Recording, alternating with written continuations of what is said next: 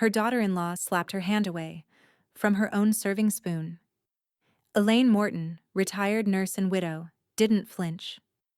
Jason, her only son, kept eating, pretending not to notice. By spring, his wife's name would vanish from every mailbox, every bill, and the deed she'd mistaken for her own. Elaine had once built a home for family. Now she was reclaiming it for herself, one signature at a time. All right, before we dive into this crazy story, do me a favor. Subscribe and tell us where you're watching from. The spoon gleamed under the kitchen light, hovering above a bowl of mashed potatoes Elaine had whipped an hour earlier. She reached for the serving bowl, slow and steady, the way she used to move when drawing blood from trembling hands in the ER. Precise, calm, deliberate.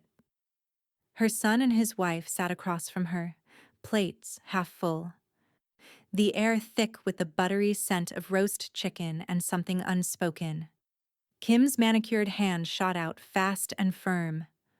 "Let me do that," she said, a bright smile pinned on like an ornament.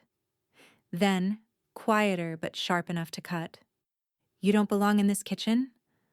The contact wasn't hard, just a light slap against Elaine's wrist, but it burned like humiliation does, not pain.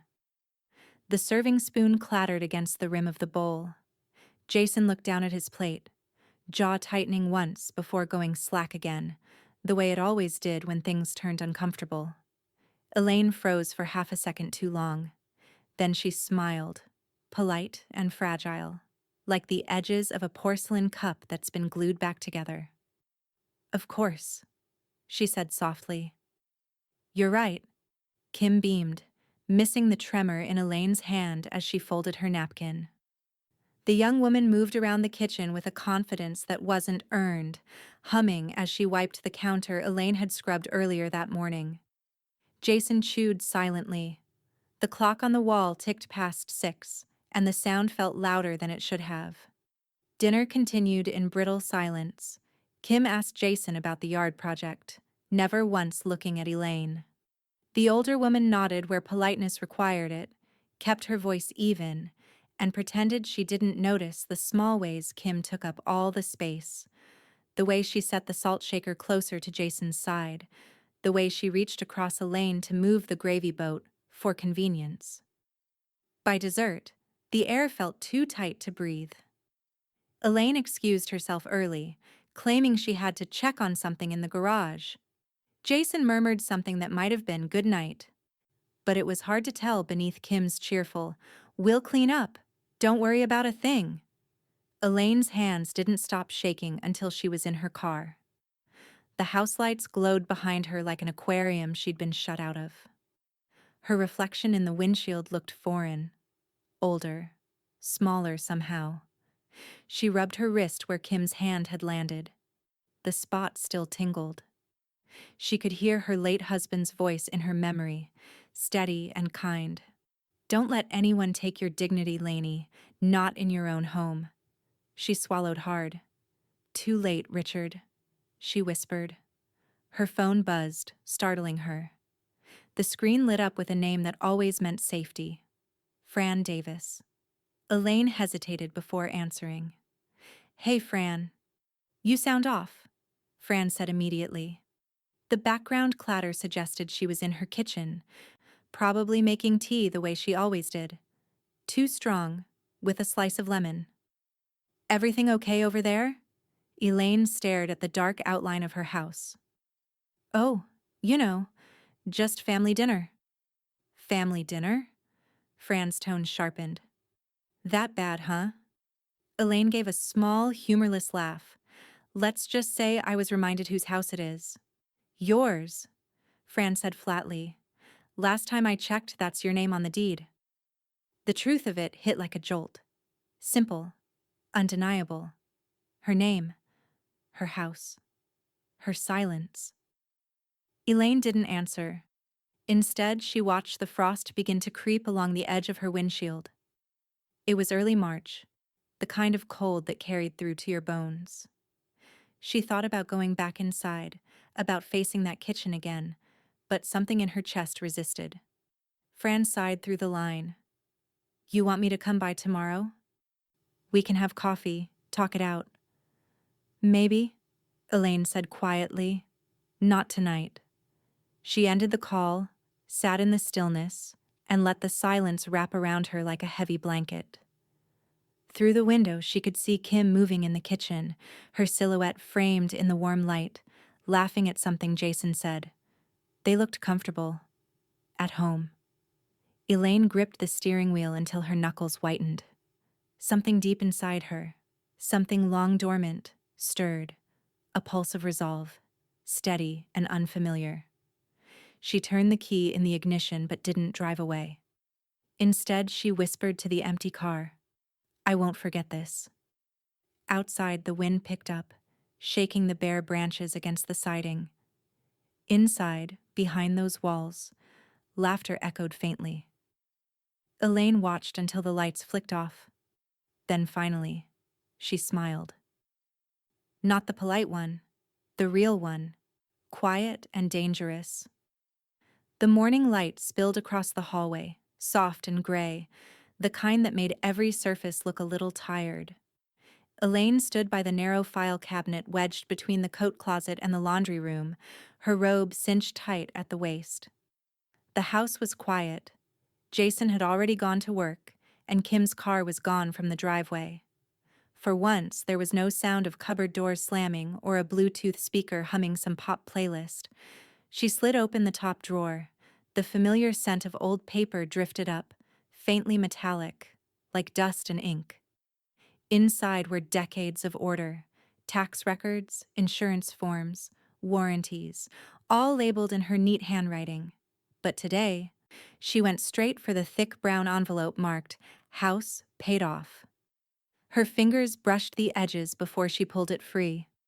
She sat on the bench by the window, sunlight cutting a pale stripe across the folder.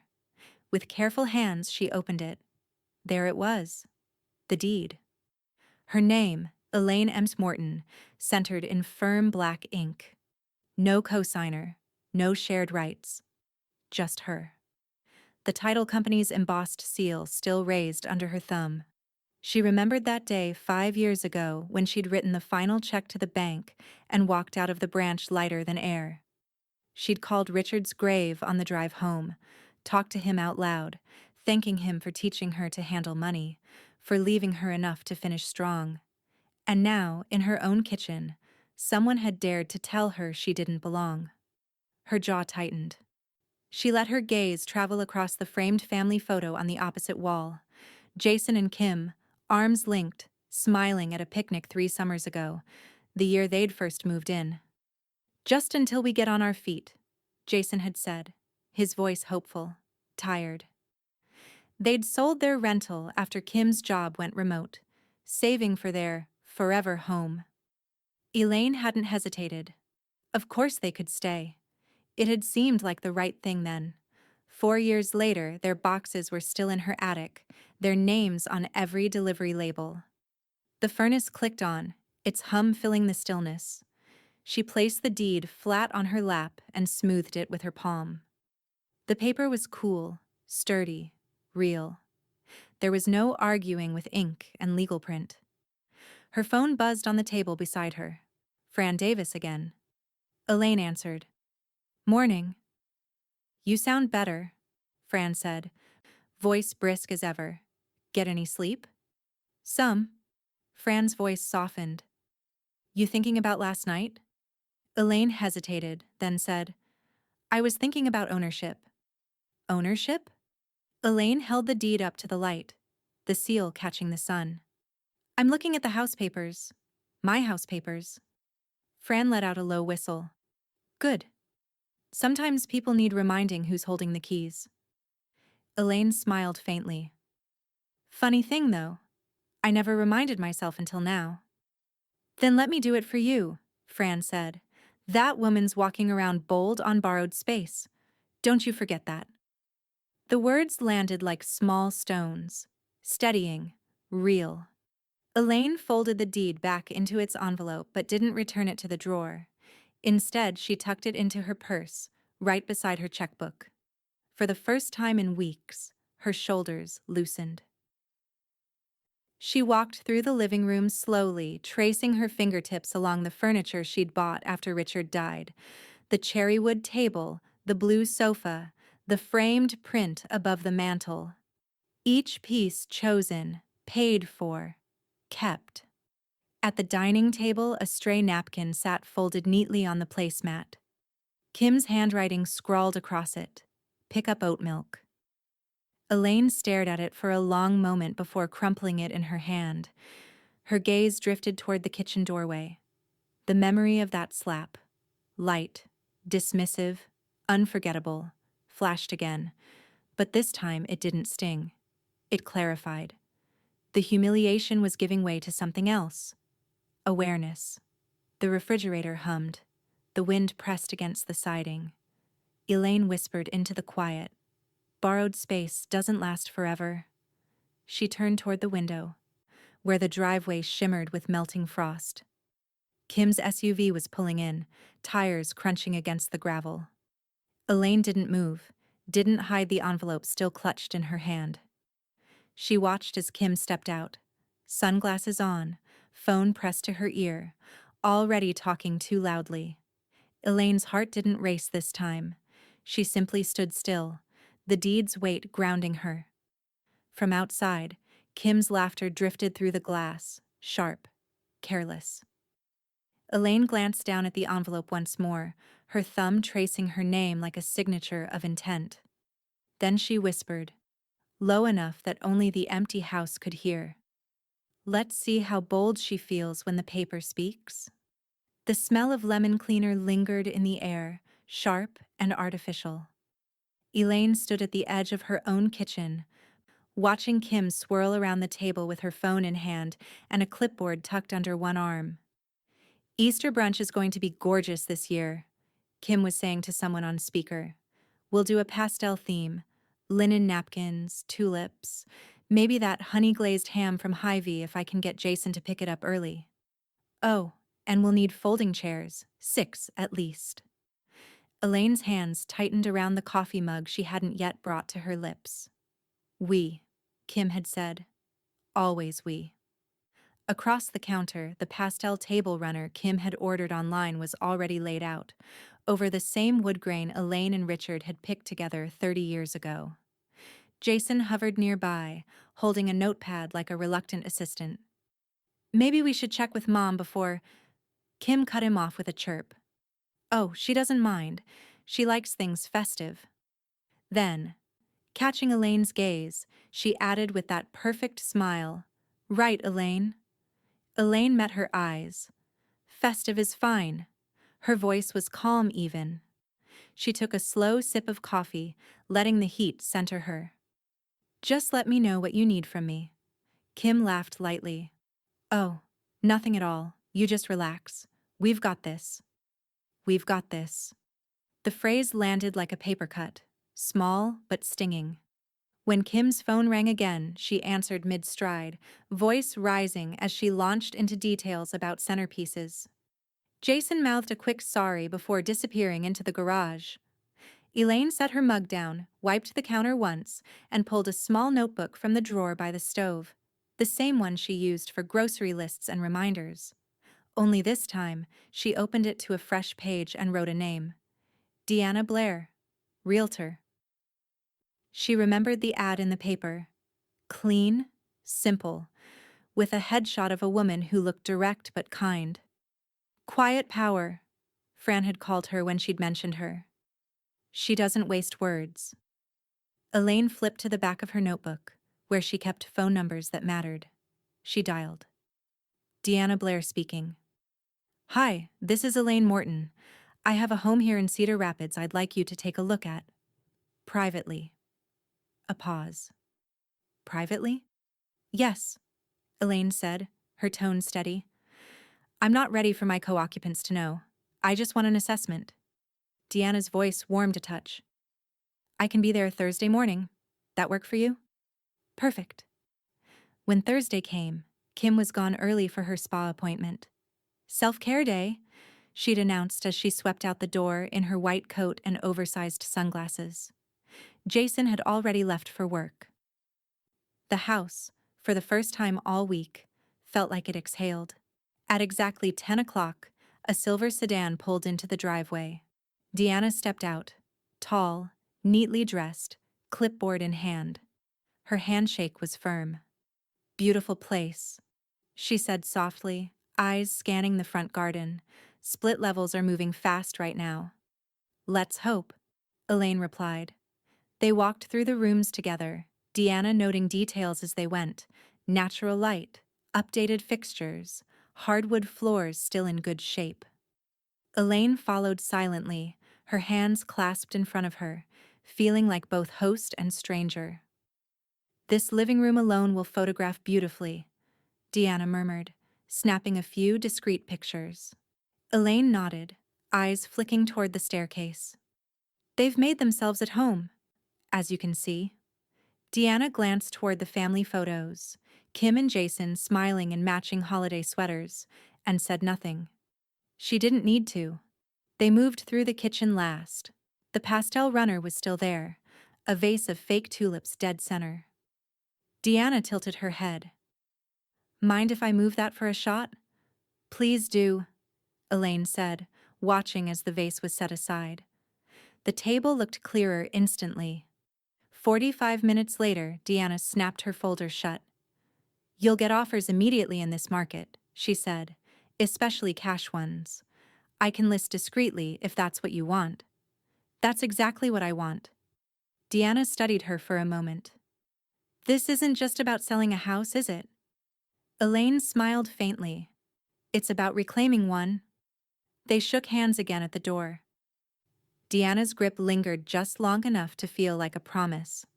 As the car pulled away, Elaine stood on the porch, the March wind tugging at her hair. Through the window, she could already see Kim's latest sticky note on the fridge: brunch menu ideas. Elaine smiled, a slow, knowing smile that reached her eyes this time. Then she whispered to herself, "Let her set the table. I'll set the stage." The kitchen clock ticked toward noon as Elaine laid out 2 cups of coffee, one for herself, one for Deanna. The Realtor's laptop was open on the table, the pale light from the screen reflecting against the polished surface Kim had claimed as hers just days earlier. Outside, a breeze stirred the chimes Richard had hung years ago. Their soft clatter felt almost like approval. Deanna adjusted her glasses, scrolling through the final page of the listing agreement. "This will stay in confidential status," she said, her voice calm and precise. "No online listing. I'll show it only to vetted buyers. Cash ready, no contingencies. Once we're under contract, we'll handle everything through me and the title office. No one else has to know until it's done." Elaine nodded slowly. "That's what I need." She took the pen Deanna offered, the ink gliding smoothly across the paper. Her name, Elaine M. Morton, looped with the same certainty that appeared on the deed tucked safely in her purse. She dated it, then exhaled through her nose, controlled and steady. "Congratulations," Deanna said softly, collecting the paperwork. "This part's always the quietest, but it's the most powerful." Elaine smiled faintly. "The quiet suits me just fine." Later that afternoon, Fran showed up in her old blue windbreaker carrying 2 empty moving boxes and the kind of energy that usually meant trouble or salvation. "Operation Stage and Go," she announced, setting the boxes down with a grin. "I brought tape and muffins." Elaine laughed for the first time in days, real laughter that reached her eyes. "You didn't have to." "Oh, I did," Fran cut in. "If we're doing this, we're doing it clean. No one suspects a woman who's just decluttering." Together they moved through the house, choosing carefully what to pack. A few family photos came down from the hallway. The crocheted afghan from Richard's chair was folded neatly into a box. Fran labeled each one in her nurse's quick, blocky handwriting. Personal, storage. They worked in rhythm, pausing occasionally for coffee refills or quiet smiles that didn't need words. "Funny," Fran said at one point, dusting her hands off. How people act like a house makes them powerful. It's really just four walls and who owns the paper. Elaine gave her a look. You always did know how to stick the landing. Instincts, Fran said, winking. Pressure's just another word for clarity. That evening, the sound of Kim's SUV pulling into the driveway sliced through the quiet. Fran squeezed Elaine's shoulder, then slipped out the back door with a whispered, "Call me later." Kim breezed in seconds later, all perfume and confidence. "Oh good, you're here," she said, shrugging off her coat. "We need to talk about storage space. There's too much clutter in the hall." Elaine turned from the box she was taping shut. "Just clearing some things out," she said evenly, "like you mentioned the other day." Kim's eyes flicked to the stack of sealed boxes against the wall. "That's a lot of clearing. 40 years worth of life adds up." Elaine's tone stayed light, but her gaze didn't waver. Kim crossed her arms. "You've been acting distant lately. Is something wrong?" Elaine smiled, polite and practiced. "Not at all. Just making room." Jason appeared in the doorway, tie askew, exhaustion clinging to him like dust. "Hey," he said softly, "let's not start something, okay?" Kim shot him a look. "I'm not starting anything." Jason sighed and grabbed his jacket again. "I've got an early landscaping bid tomorrow. I'm heading out." He kissed Kim's cheek distractedly and mumbled, "Night, Mom," before disappearing into the garage. The door shut. The silence that followed was heavy but satisfying. Kim exhaled sharply, scanning the half-empty shelves. "You're not thinking of moving, are you?" Elaine folded the packing tape closed with a clean rip. "No," she said calmly. "I'm thinking of order." Kim frowned, not quite understanding but too self-assured to ask. She turned on her heel and disappeared into the hallway, her heels clicking like punctuation marks. Elaine waited until the sound faded completely before pulling out her phone. Message from Deanna. Private showings set for Tuesday and Thursday. Discretion guaranteed. Elaine's thumb hovered over the screen before replying. "Thank you. Let's keep things quiet until closing." She slipped the phone into her pocket and ran her hand along the smooth surface of the box nearest her. Richard's books, sealed and safe. From the front room came the faint sound of Kim humming again, rearranging flowers for her brunch. Elaine allowed herself one last smile before turning out the kitchen light. The envelope sat on the table like a secret. Heavy cream cardstock, black ink lettering, and Deanna's precise handwriting in the top corner. Elaine stared at it for a long moment before she broke the seal. Inside were two crisp pages. The offer. Full cash. 2-week closing. No contingencies. Clean. Final. Deanna's note was short. "You've got what you wanted. Call me when you're ready to sign." Elaine traced her name on the draft contract, her pulse steady as a metronome. There had been a time when decisions like this might have kept her up all night, weighing right and wrong, worrying about fallout.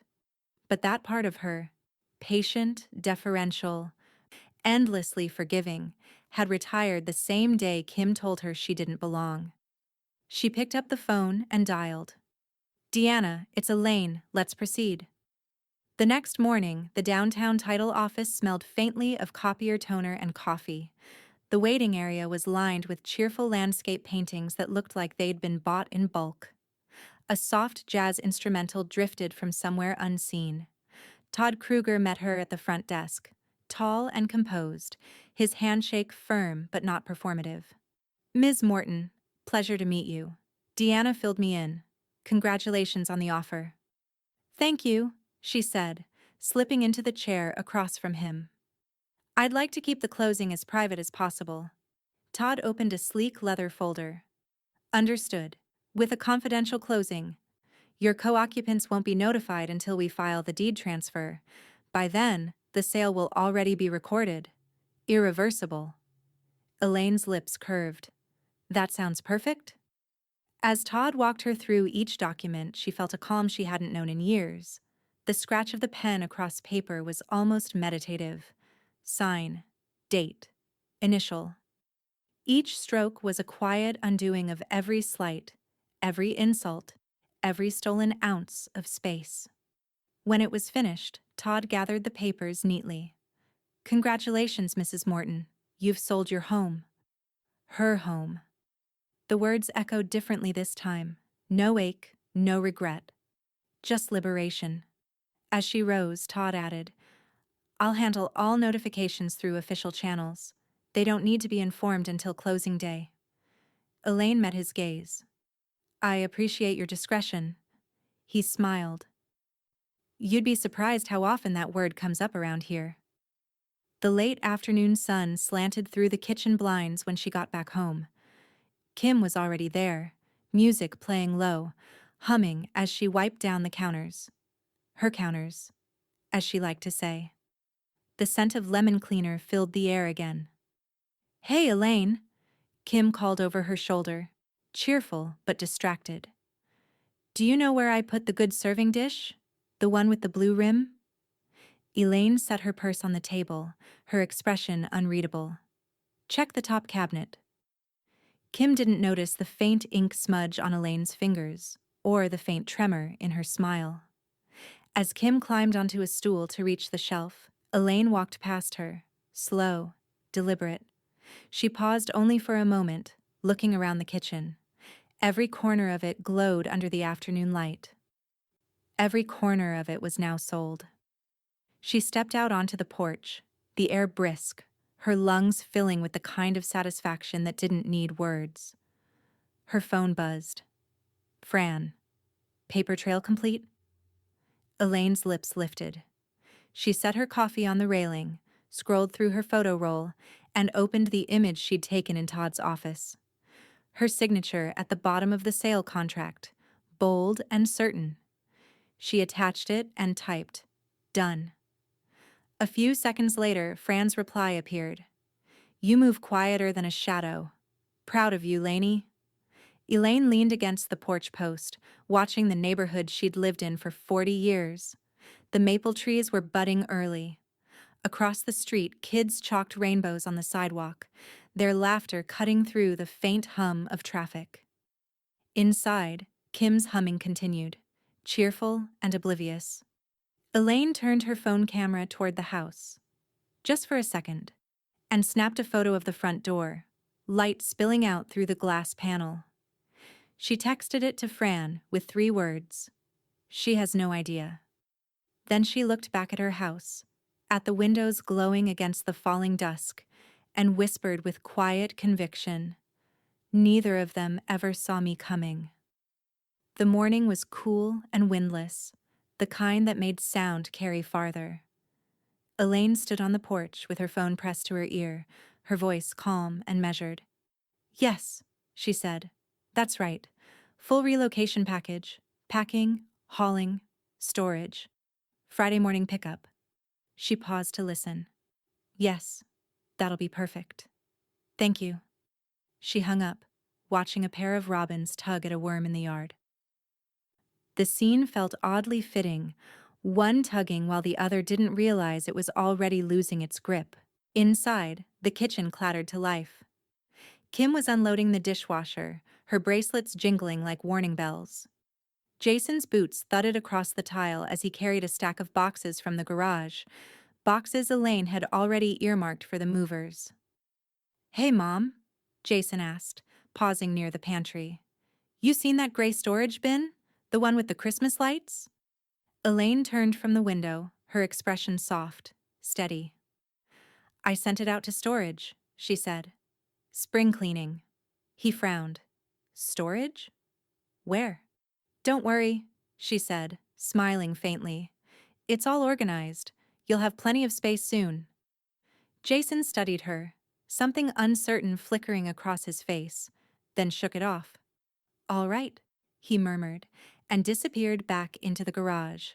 From the kitchen, Kim called out, "We're supposed to be keeping that bin, Elaine. You can't just start moving things around without asking." Elaine didn't bother answering.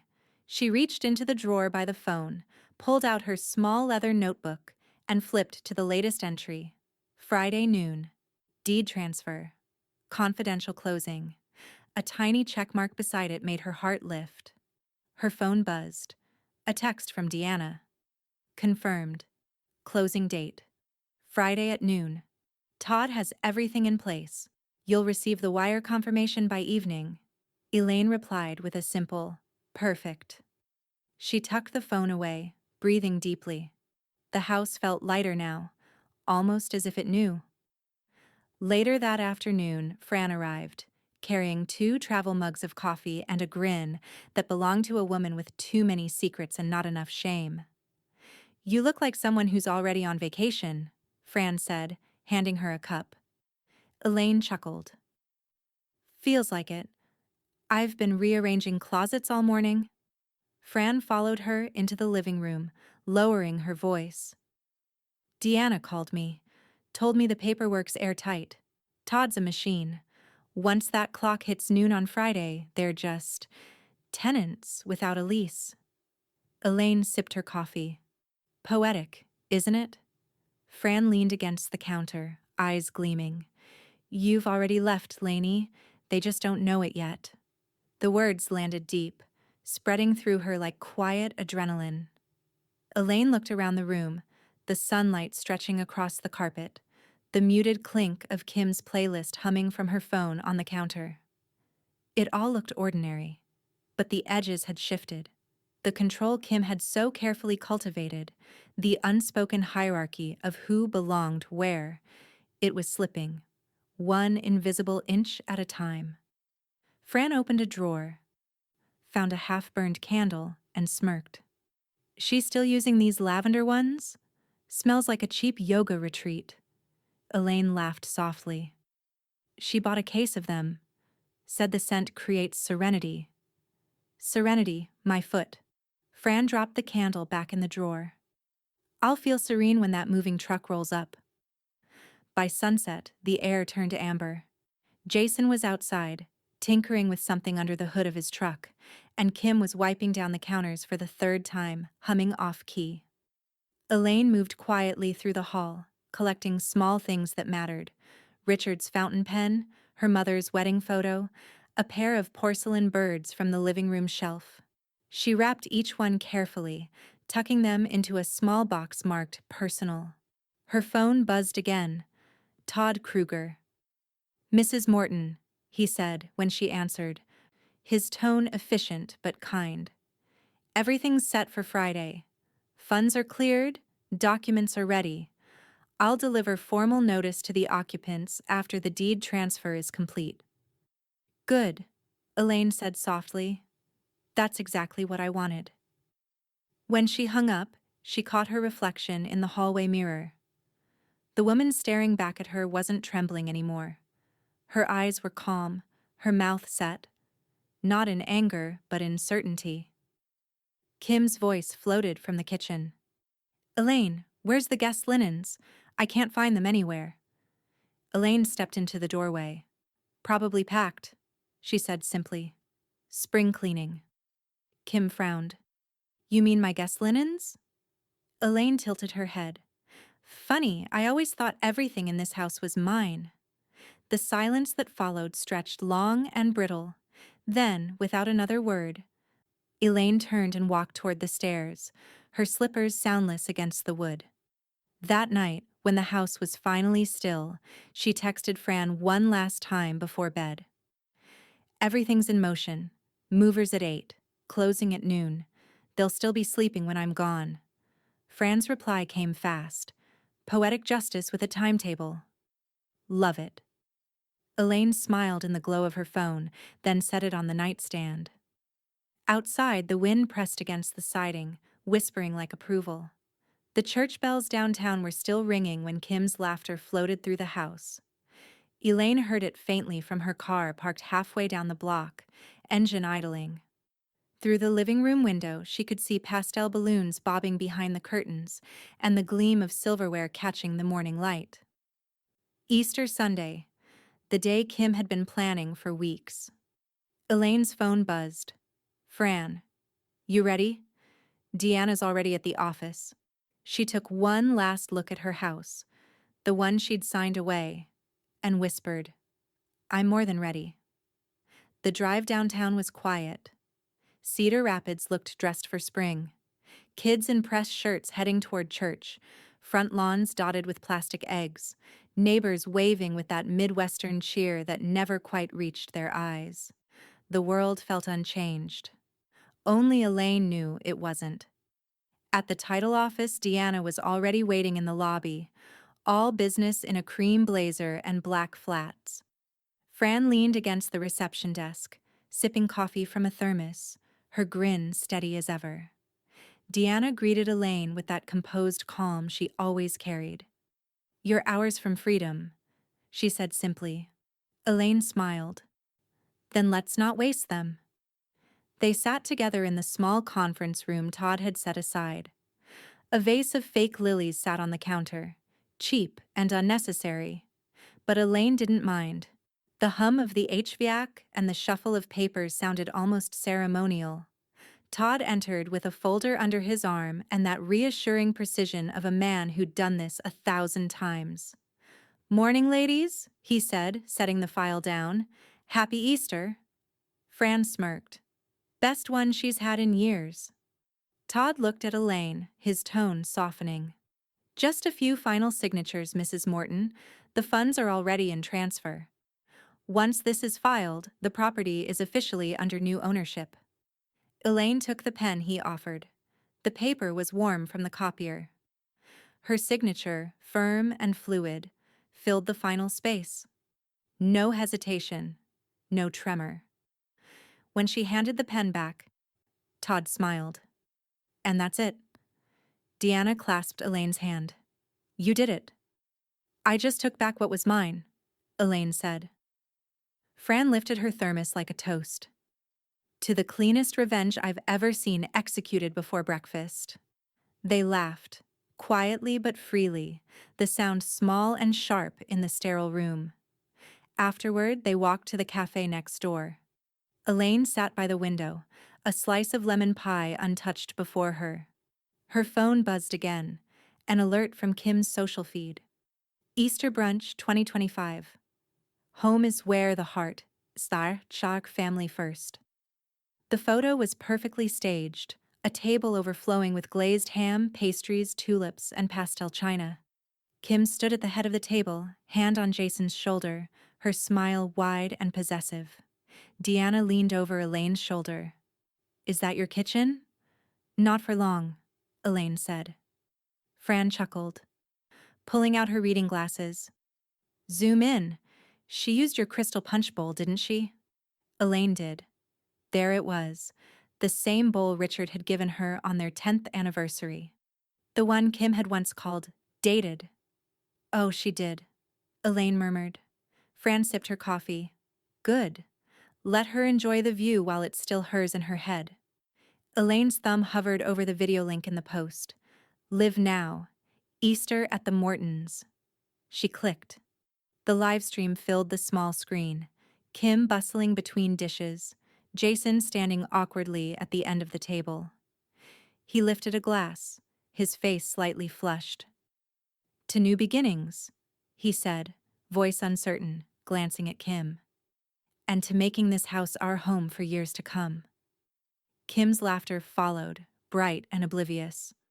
"Oh, we're not going anywhere," Fran snorted. "Not voluntarily. Anyway." Elaine didn't laugh. She just watched, quiet and still. The camera panned, catching the spot where she used to sit. Her chair, her view of the window, her place at the table. Kim was in it now, fork raised, wine glass gleaming. Deanna leaned closer. "You don't regret it?" Elaine's gaze didn't move from the screen. Not for a second. They watched a moment longer, Kim toasting, Jason smiling on cue, the guests clapping politely. Fran tapped the phone screen, pausing the feed. "Let her laugh," she said, her voice steady. "Let her think she's already won. You've got the deed. She's just borrowing sunlight at this point." Elaine nodded slowly. "Borrowed sunlight burns out fast." She set the phone down, folded her napkin with quiet precision, and looked out the cafe window toward the street. The morning was still bright, but a bank of gray clouds was moving in from the west. By Monday morning, the house on Mapleview Lane no longer belonged to Elaine Morton. But that truth hadn't yet crossed its threshold. Deanna had spent the early hours drafting the formal move-out notice on crisp letterhead. The language was simple, lawful, and merciless. Per the executed sale agreement, the current occupants are required to vacate within 5 business days. At the bottom, Todd Kruger's signature, clean and final. Elaine read it once in her condo's quiet kitchen. The blinds were open to the river below, soft morning light spilling across the counter. She traced a fingertip over the embossed seal and whispered, "So it's official." Deanna's voice came through the phone, steady. "Todd's delivering it personally this afternoon. You don't need to be there." "I won't be," Elaine said. "I've already left." At 2:03 p.m., Todd's sedan pulled into the driveway of the split-level house. He stepped out in a charcoal suit, briefcase in hand.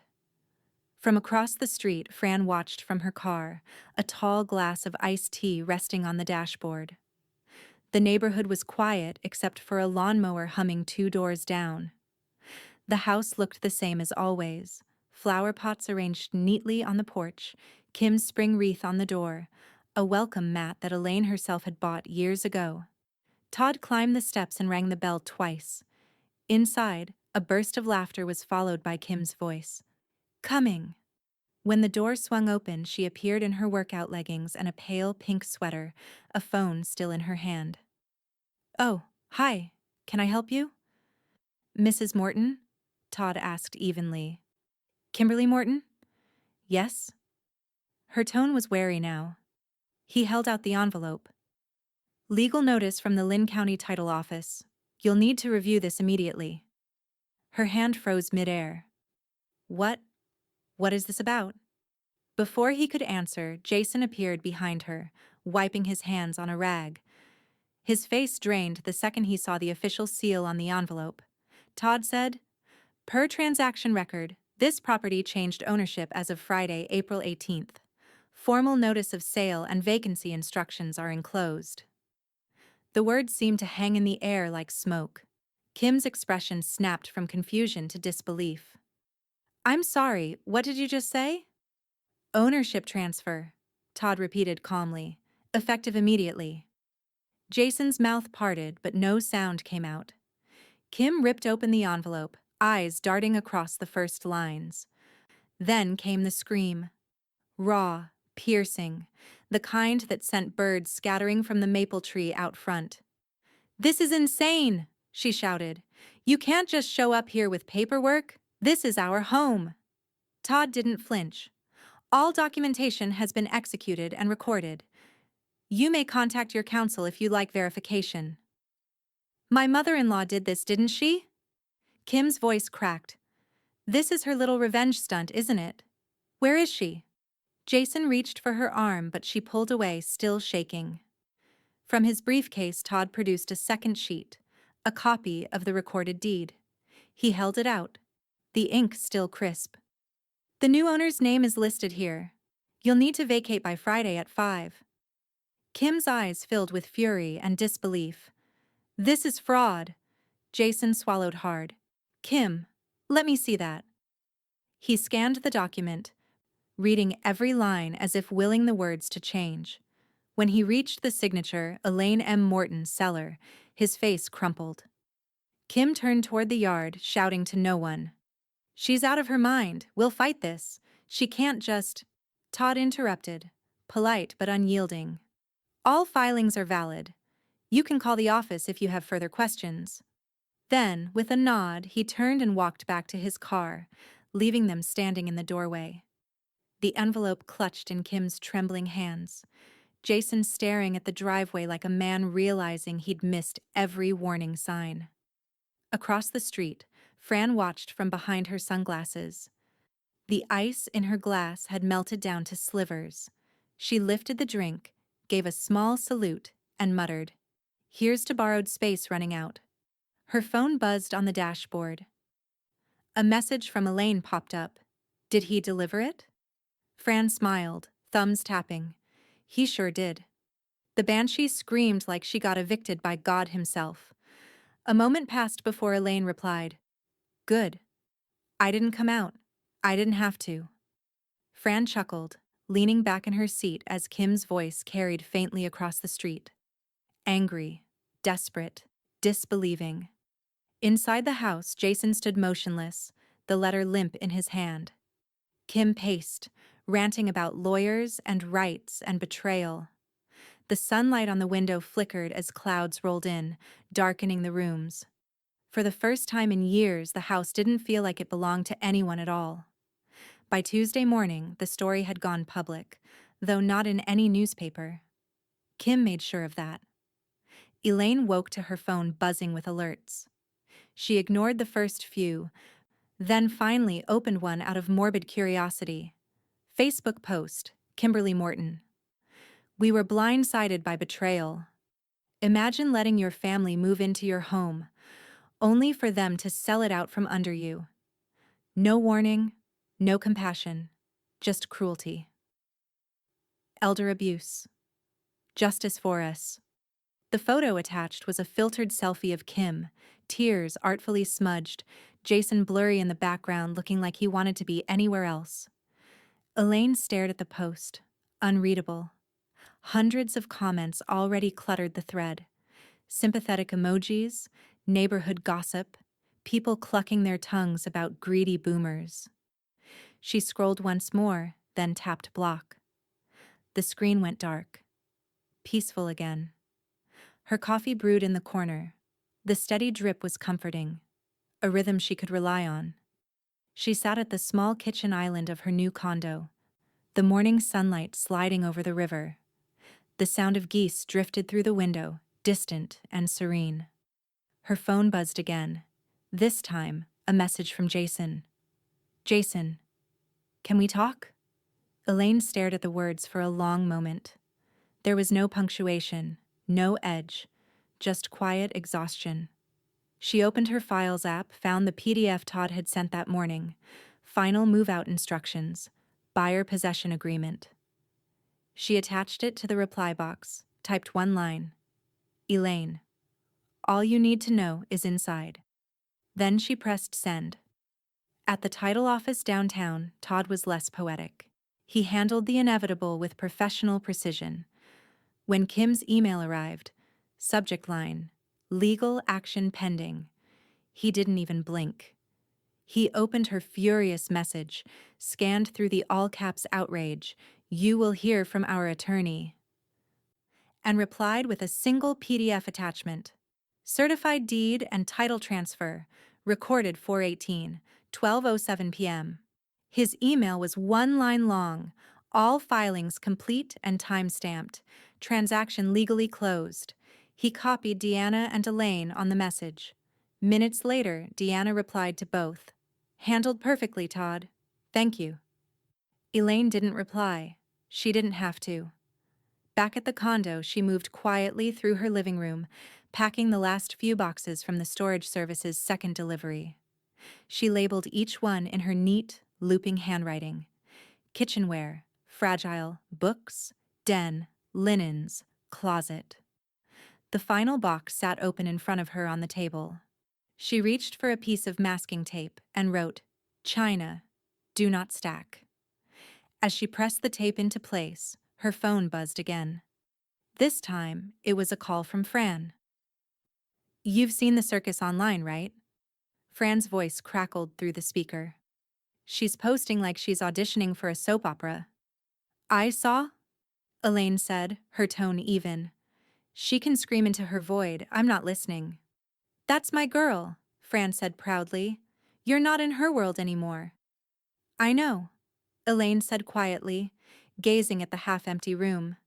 That's what makes it peaceful. A soft knock came from the door. Deanna stood there when Elaine opened it, clipboard in hand, that same calm energy that always felt like both reassurance and revelation. Morning, Deanna said. I just came from Todd's office. Everything's smooth, but... She hesitated, a rare flicker of surprise in her voice. "There's been an update." Elaine stepped aside, gesturing for her to come in. "Tell me." Deanna closed the door gently behind her. "The buyers. Remember the couple from Illinois? They've asked if they can take possession early. This week. They're paying the full bonus to advance closing by 3 days." Elaine blinked. "Early possession?" Deanna nodded. "They're ready to move in by Wednesday. They've already wired the bonus payment." Elaine leaned back against the counter, a slow, knowing smile spreading. "So, the people screaming about betrayal are squatting in someone else's house." Deanna smiled faintly. "Legally speaking, yes." Fran's voice came from the speakerphone. She was still on the call. "Then let's make it poetic. The sooner they're out, the sooner you can toast to your freedom." Elaine walked to the window. The late morning light shimmered on the water, gold and perfect. "Then we move up the clock," she said softly. "You're sure?" Deanna asked. "Completely." Deanna nodded. "I'll notify Todd to send the accelerated possession letter today. They'll get it by morning." "Good," Elaine said. "Let her post about that."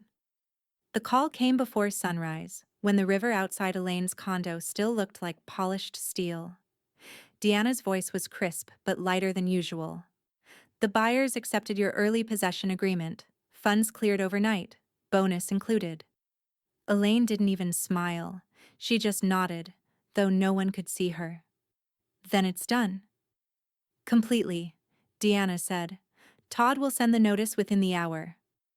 By the time Elaine poured her first cup of coffee, the email had already arrived. Subject line: Accelerated Possession Notification. She opened it, skimmed the formal language, and whispered to herself, "Right on schedule." The notice landed in Jason and Kim's inboxes at 9:14 a.m. Kim's reaction came 5 minutes later in a string of frantic messages to Todd's office, each one angrier than the last. "This is impossible. We need time. You can't just kick us out." Todd's reply was steady and final. "Per the purchase contract, new possession date confirmed. All funds dispersed. Vacate by 6 p.m. Wednesday." Jason sent his text next, not to Todd, but to his mother. "Jason. Mom, can we please talk?" Elaine looked at the message for a long while before typing back. "Elaine, there's nothing to talk about. It's not my house anymore." She set the phone face down and went back to labeling a box. The sound of tape peeling free filled the silence. The next morning, a moving truck rolled up to Mapleview Lane right on schedule. The driver, a tall man with a Cedar Rapids Moving and Storage logo on his jacket, checked his clipboard and said, "Morton, E?" Fran appeared from her car, box of donuts in hand.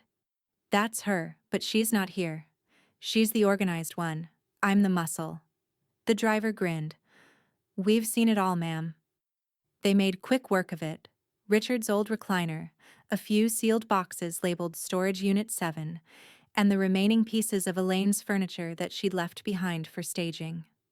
Fran oversaw everything with surgical efficiency, clipboard in one hand, powdered sugar dusting her thumb. Across the street, blinds fluttered. Kim's face appeared in the window, pale and wild-eyed. Jason stood behind her, expression slack, arms crossed as if holding himself together. When the movers carried out the last of Elaine's boxes, Kim came barreling out the front door, barefoot, waving her phone. "You can't do this! You can't!" Fran didn't flinch. "It's already done," she said flatly.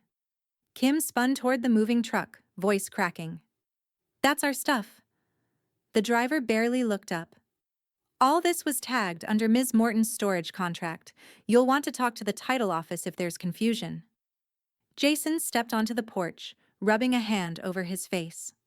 "Mom!" he shouted toward Fran, as if Elaine might be somewhere inside her.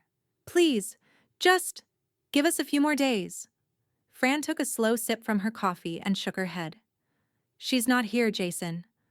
The wind carried the smell of fresh-cut grass from next door, that sharp green scent that somehow made everything feel more final. Kim's knees gave out halfway down the walkway. She sank to the ground, tears streaking her face, her phone clutched uselessly in one hand. "You've ruined us," she sobbed. "You heartless." Fran didn't bother finishing the sentence for her. She turned to the movers. "Load's ready, let's roll." The men nodded, sliding the truck door shut with a heavy metallic clang that echoed down the street. Miles away, in her quiet condo by the river, Elaine sat by the window, cup of tea warming her palms. The sunlight shimmered against the water, and for the first time in months, her chest didn't feel tight. Her phone buzzed. Fran again. "Fran. They're out. Mover's gone." She collapsed in the yard crying. "I didn't blink."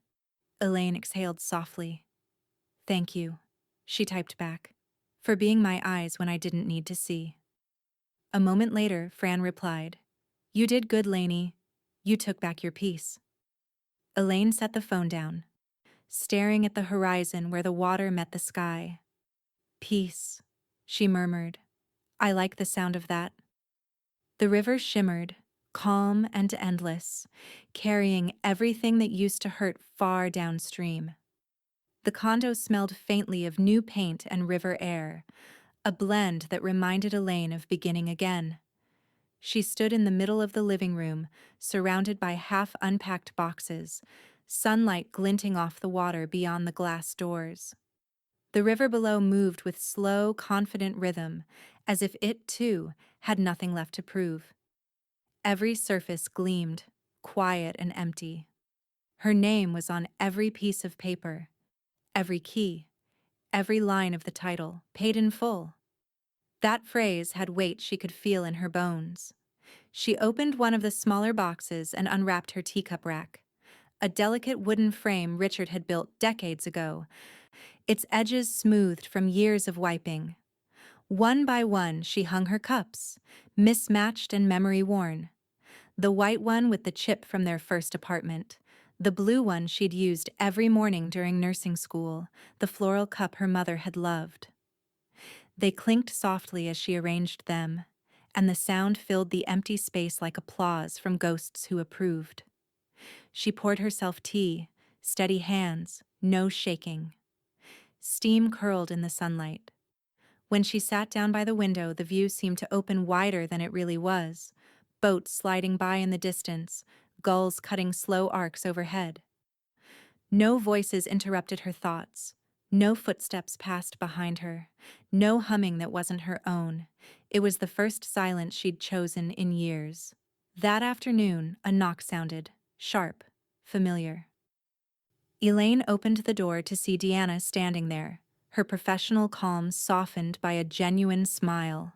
In one hand, she held a bottle of sparkling cider, the label gold and festive. "Thought we should toast," Deanna said. "You've earned a real beginning." Elaine stepped aside. "Come in. You're my first official guest." Deanna looked around approvingly. "It suits you. Light, clean, private." She set the bottle down on the counter. "You'd be surprised how many people can't breathe until they finally stand in a space that's truly theirs." "I believe it," Elaine said, fetching 2 glasses from the cabinet. "For a long time, I forgot what that felt like." They clinked glasses, the cider fizzing softly between them. "To ownership," Deanna said. Elaine smiled. "And to peace, that can't be repossessed." 2 hours later, the second knock came, a familiar rhythm this time. Fran's silhouette filled the doorway, a pie carrier in her hand. "I brought reinforcements," she declared. The scent of cinnamon and butter followed her inside. "Apple, because you look like a woman who needs something simple and sweet." Elaine laughed, a real, unguarded sound. "You always know." Fran glanced around, whistling low. "You weren't kidding. This is beautiful. You've got $1 million view and 0 drama.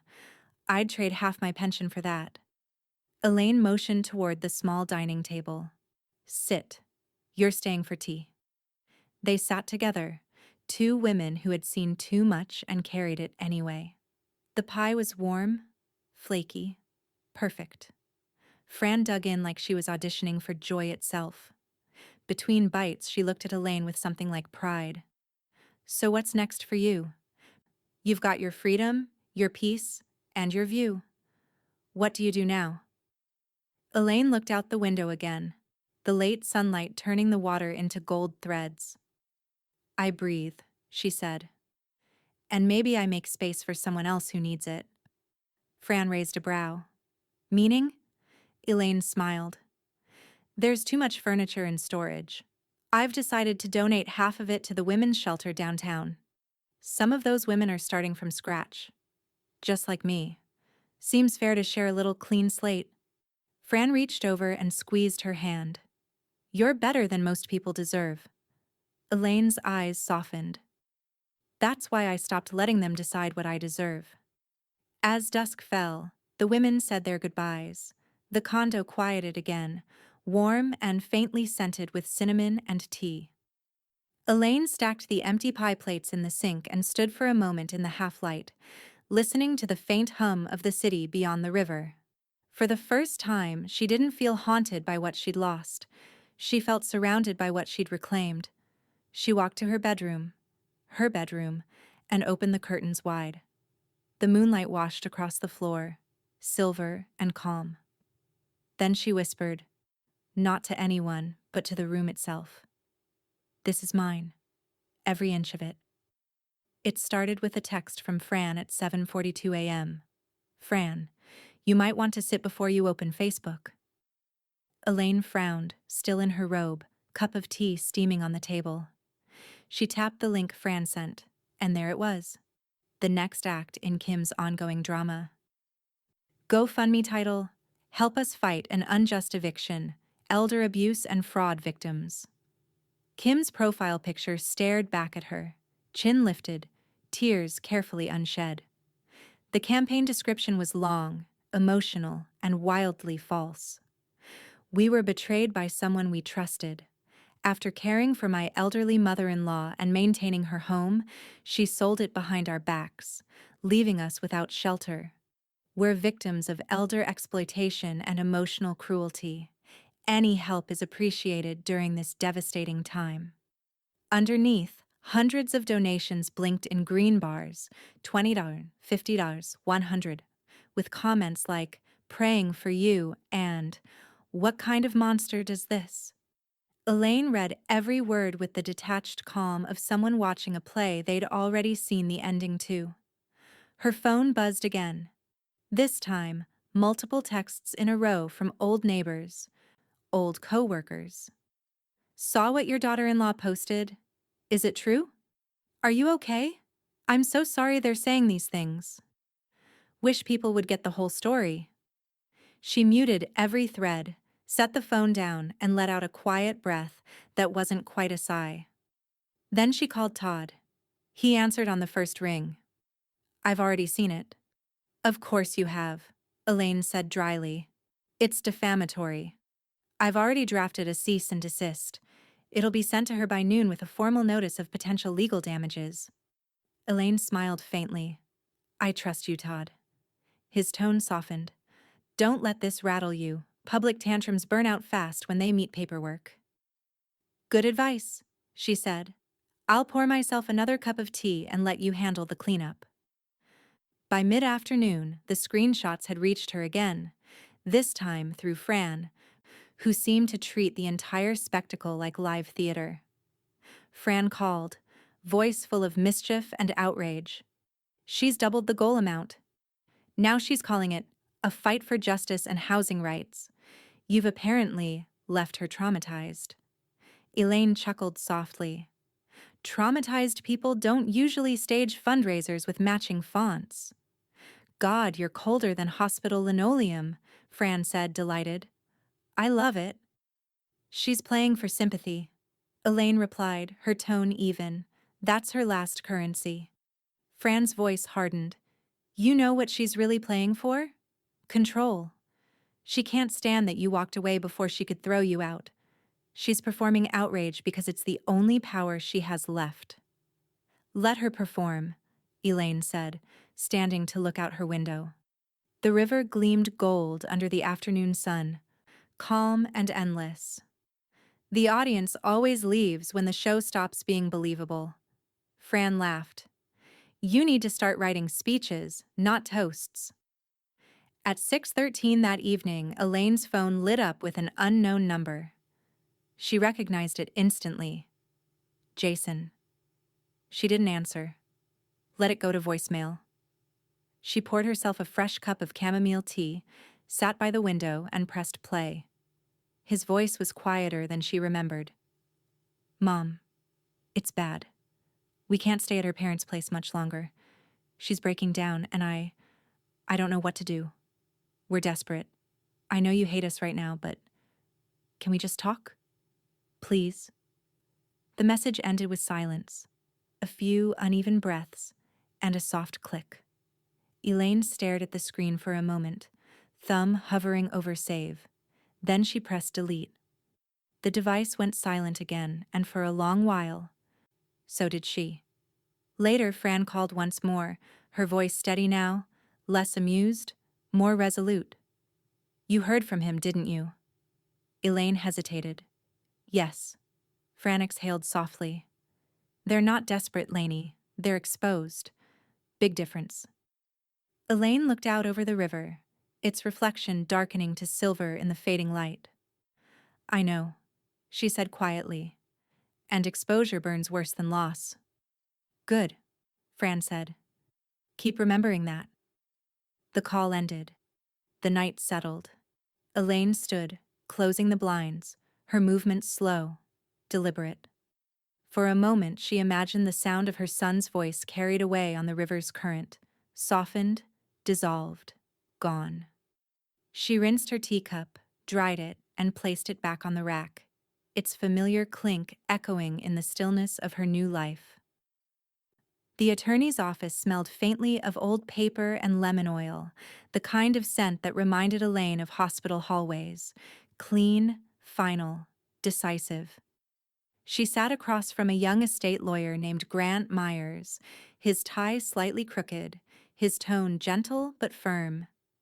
So, Mrs. Morton, he said, shuffling the thick folder of documents, you're updating your will today? I am, she replied. Her voice carried no hesitation, just quiet certainty. Any major changes, I should note? Elaine smiled faintly. A few. She slid a handwritten list across the table. Grant adjusted his glasses and began to read aloud. Remove Jason Morton and Kimberly Morton from all beneficiary designations. He glanced up, hesitant. Family? My son and his wife, she said. Past tense on both counts. He nodded, his expression neutral, though his eyes softened. And you're establishing a new fund? Yes, Elaine said. The Francis Davis Nursing Scholarship Fund. For second career nurses, women who came back to the field after life told them no the first time. Grant smiled. That's specific. I like it. She deserves it, Elaine said simply. And if it helps even one woman do something useful instead of surviving on someone else's kindness, then it's money well spent. Grant made a note. You'll be remembered kindly for that. Elaine's lips curved. I'm not after kindness. I'm after permanence. When she left the office, the afternoon light over downtown Cedar Rapids was pale and cold, a thin gold spread over the sidewalks. She stopped at the corner bakery, bought a coffee and a small almond croissant, and sat by the window. Her phone buzzed, a message from Deanna. Deanna, heard from Todd. Congrats on finishing the estate update. Want to make it official? I have an idea. Elaine smiled and called her. Official? Deanna's voice was bright. I'm serious. You've built something solid, something generous. What do you say we put your name on it? A small nonprofit. The Elaine Morton Foundation. We could start with the scholarship, add a mentorship branch later. Your story alone would bring donations. Elaine stirred her coffee, watching the reflection ripple. You think people would care about my story? I think people would care about what you did with it, Deanna said. You turned betrayal into structure. That's rare. Elaine laughed softly. Let's put my name on something they can't touch. Deanna's tone warmed. That's the spirit. I'll start the paperwork. That evening, she arrived home just as the last light drained from the sky. Her building was quiet, the kind of stillness she'd once feared, now loved. She hung her coat, set down her purse, and noticed the florist box leaning against her door. A pale ivory ribbon wrapped around it. Her stomach tightened. Not from surprise, but from recognition. She didn't have to check the card to know who it was from. But she did anyway. Jason and Kim. 3 words in Kim's looping handwriting. Forgive us. Elaine stood there for a moment. The smell of lilies faint beneath the paper. The flowers were beautiful. White roses mixed with blue hydrangeas, her favorites once upon a time.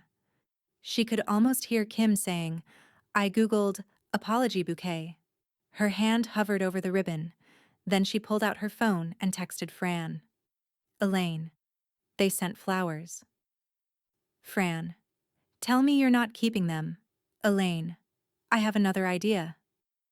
The next morning, Elaine drove to the Cedar Haven Nursing Center, a quiet facility on the edge of town with fading murals on the walls and a front garden that needed weeding.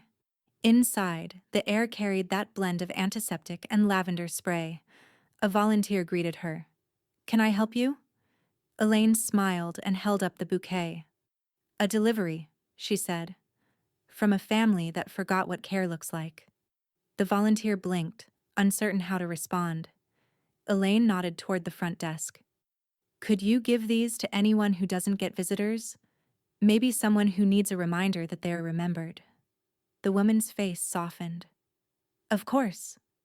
Elaine placed the bouquet gently on the counter, the flowers gleaming under the fluorescent light. For a moment, she imagined Jason's face when the delivery confirmation arrived.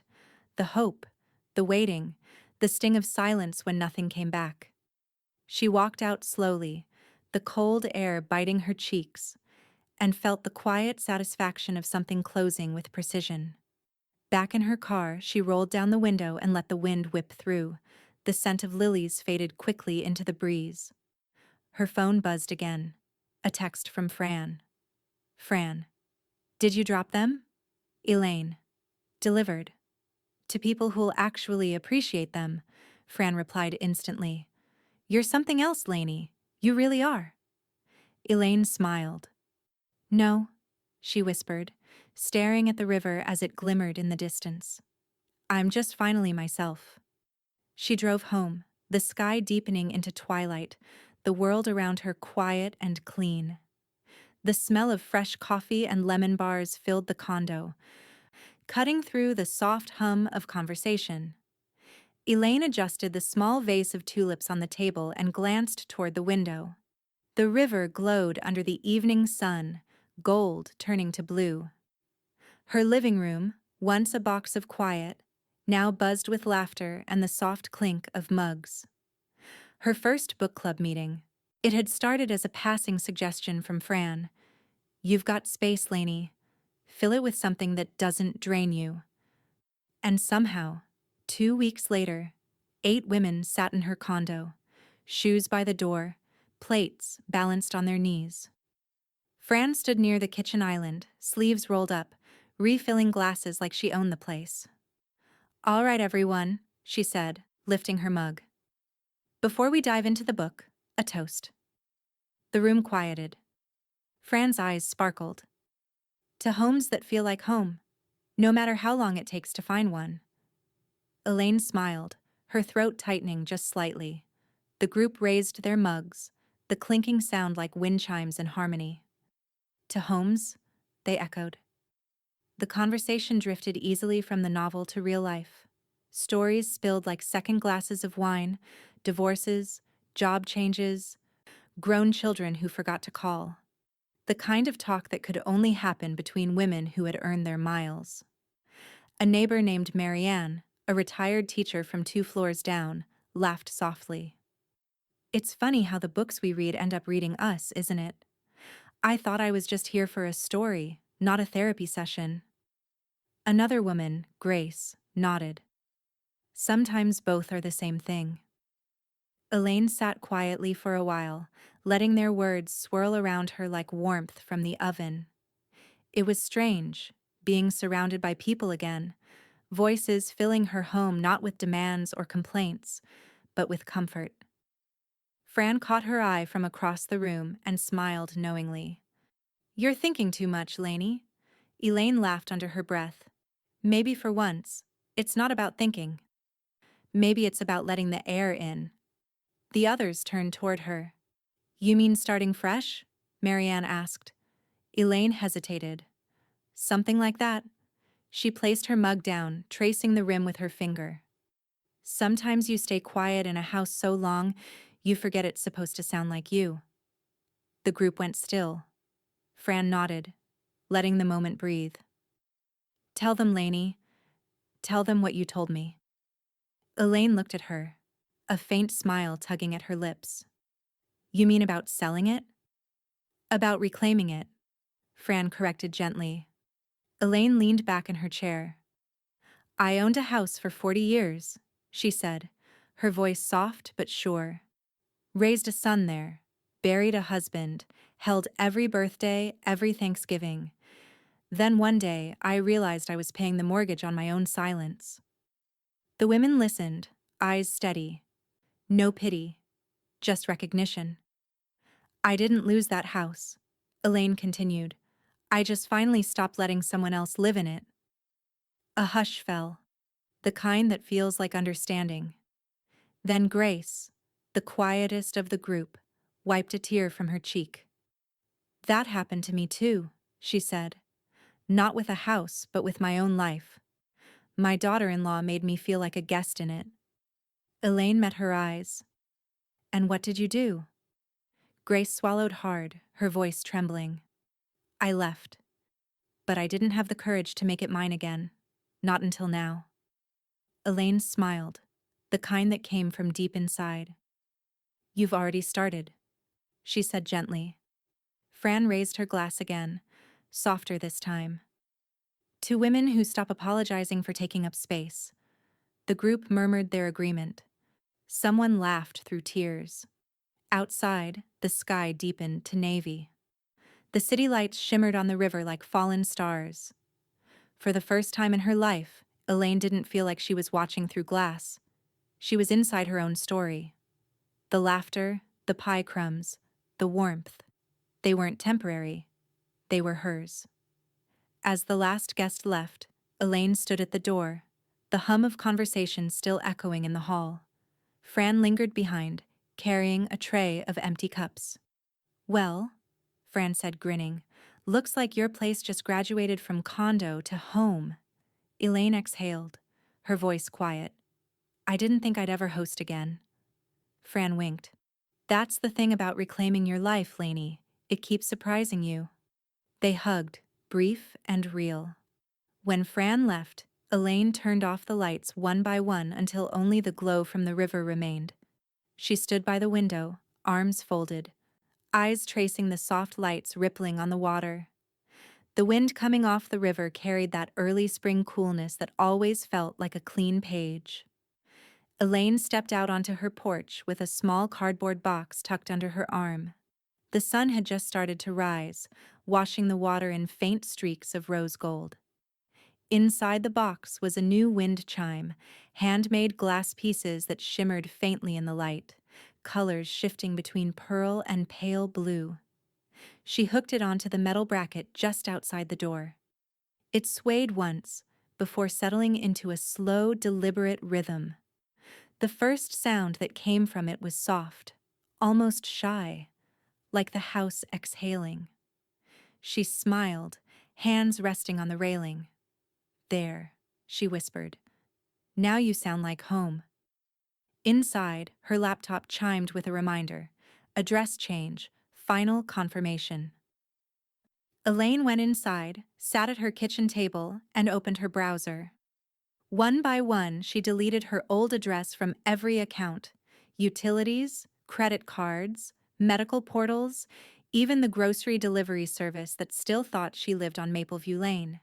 Each deletion felt like a small closing door. When she reached the final entry, "Forwarding mail expires in 3 days," she hesitated for a single breath, then clicked confirm. The address vanished. Her name remained. By afternoon, the condo smelled faintly of lemon and tea leaves. She had just finished sweeping when her phone buzzed. Fran. Elaine answered with a smile already in her voice. "Tell me you're calling with good gossip." "Better," Fran said. "I drove by your old place this morning." Elaine paused. "And?" "They've already repainted everything." Fran's tone held equal parts disbelief and amusement. "You wouldn't recognize it. New shutters, new siding, even the mailbox. It's like they were trying to erase every inch of you." Elaine's eyes flicked toward the window, the wind chime catching the light, scattering reflections across the walls. "Let them," she said softly. "It's their house now.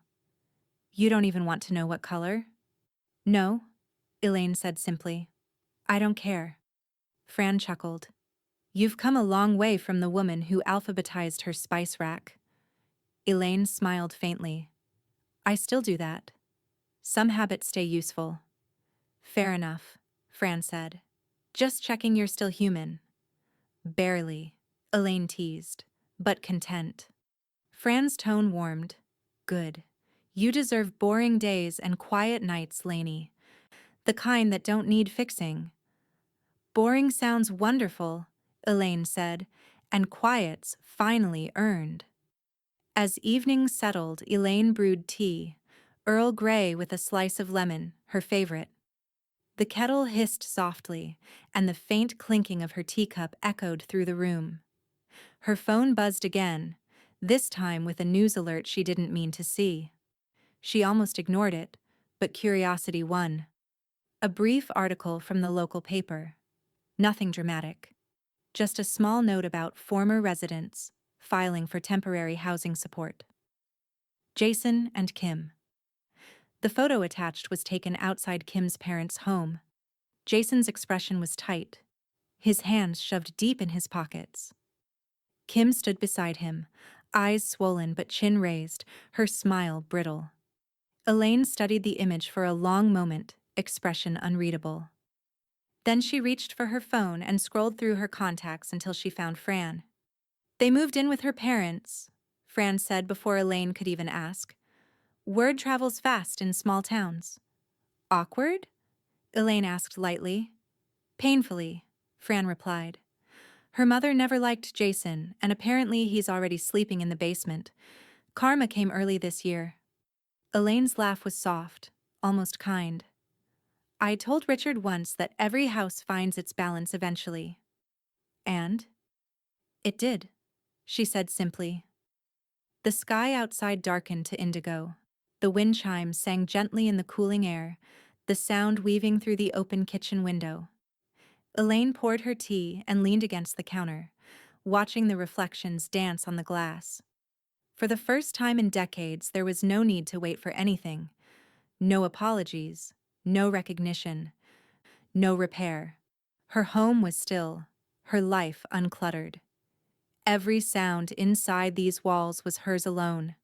She sat by the window, hands wrapped around the warm mug, and watched as the river caught the last shimmer of fading light. A breeze lifted the chime again, scattering soft notes across the porch. Elaine smiled to herself, a slow, quiet curve of satisfaction that felt like closure. "She slapped my hand away," she whispered into the stillness, her voice calm, unshaken. "So I let her stay, just long enough to lose everything." The chime swayed once more, its clear tone ringing out over the river. Steady, sure, and free.